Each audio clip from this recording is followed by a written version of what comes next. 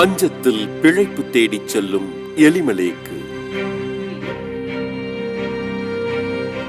வார்கோதுமை அறுவடை காலம்.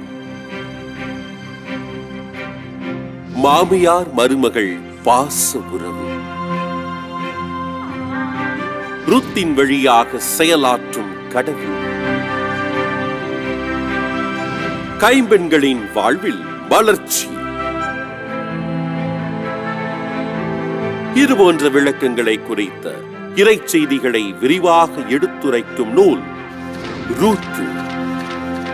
நமது வாரா தொலைக்காட்சியில் எடுத்து வாசி பருவம் 2 வரும் பிப்ரவரி முதல் காலை மணி 9:30க்கும் அதன் மறு ஒளிபரப்பு மாலை மணி 6:30க்கும் விடியற் காலை மணி 3:30க்கும் காணத் தவறாதீர்கள்.